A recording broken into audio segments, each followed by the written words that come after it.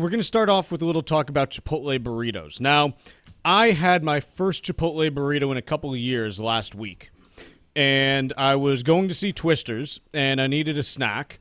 And A snack? A burrito snack. I needed a burrito. Who are you? Listen, there was a Chipotle right next to the theater. Is I'm not basically what blaming it you turned for out to eating be. the burrito. I'm blaming you for calling a 3-course meal a snack. It's my 3 p.m. burrito. Get off me.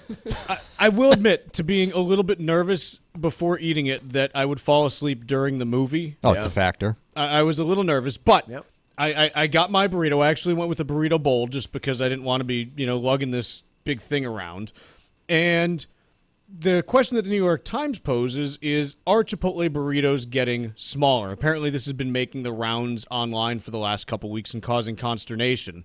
And what I can tell you is at least the one that I picked up, no questions about whether or not it was smaller. It was a full-sized, multi-pound plate of food from Chipotle. It appears, I can't believe that this is the seriousness of Chipotle stock, but it genuinely did cause some sell-off in Chipotle stock, so worth talking about. It appears that this has much more to do with inconsistency from store to store and order to order than anything deliberate, because, one, the CEO wouldn't say that. If you don't tell a lie when you're a CEO. If he had given the directive to make their food items smaller and deal with some shrinkflation, then he'd have to admit it. Two, an analyst at Wells Fargo, which must have been a hilarious day for the interns over at Wells Fargo earlier this month, who covers Chipotle, decided to put this to the test by ordering 75 identical Chipotle burrito bowls in New York City. He purchased half of them in store, half online from a bunch of different locations, and then weighed them all and concluded that specifically, one of the complaints was that online orders were smaller than in-store orders. He found barely any difference, with the online orders being slightly heavier by less than an ounce. So he did find inconsistencies. He did find a big variation. The biggest bowl weighed almost twice as much as the smallest one. Yep. But it wasn't because of online versus in-store. It was just inconsistency. Different people scooping the guac, scoop different amounts, and that's just kind of how it goes, which, by the way, is kind of everywhere. I mean, except for McDonald's, which I have a buddy of mine. That's a science. I have a buddy of mine who still believes that McDonald's is the pinnacle of food, not because he thinks that it's the best food ever necessarily, but because he says everything is so dialed in there that you know exactly what you are getting better than any other place on the planet. Yeah, it is the most repeated and repeatable process of anywhere in the world. You order a Big Mac? What's the name of that movie? Like the founding of McDonald's that they did. Oh, the one with Michael Keaton? Michael Keaton Yeah. and whatever Ron Swanson's real name is. I'll find out. McDonald's movie. The Founder. The founder. 2016. Good. Glad we covered that. Yeah. But I don't know. I'm trying to decide. Like, this could potentially be an issue for Chipotle if it leads to dissatisfaction. And there is something to be said for the scientific procedure of an order going through at McDonald's and just how perfect it is almost every single time. Yeah. McDonald's, you get a Big Mac, it's going to be the same as a Big Mac from the other 75 McDonald's that you order from. Mm-hmm. Chipotle, Not quite as they found out in New York, not quite there. But I also don't know.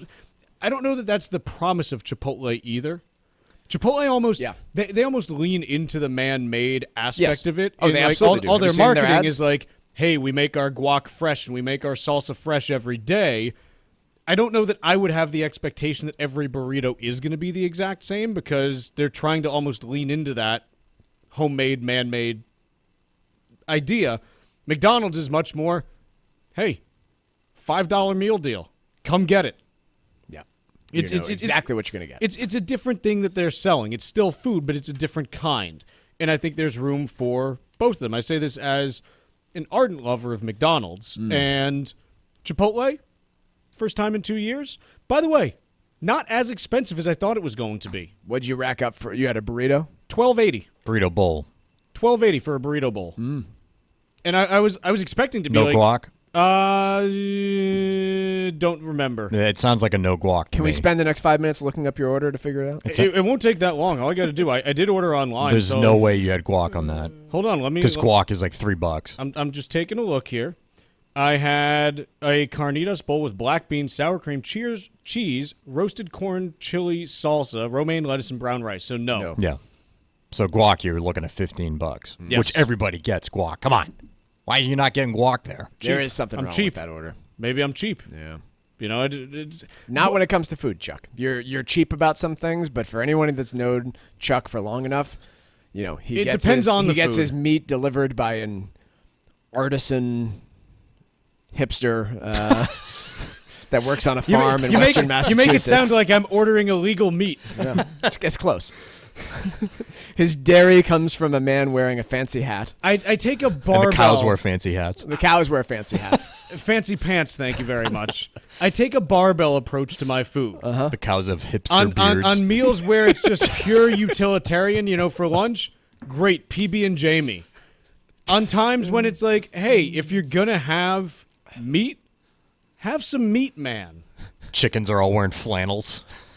Only drinks Bordeaux. I will say, like, again, if you're Half of these things are true. 2/3. Listen, if you're gonna have a good piece of meat, have a good piece of meat, and show little respect for the animal that died to feed you. Is kind of where I land. Says the guy who's also passionate about McDonald's. Come on. Can't have both. You can. Again, barbell approach.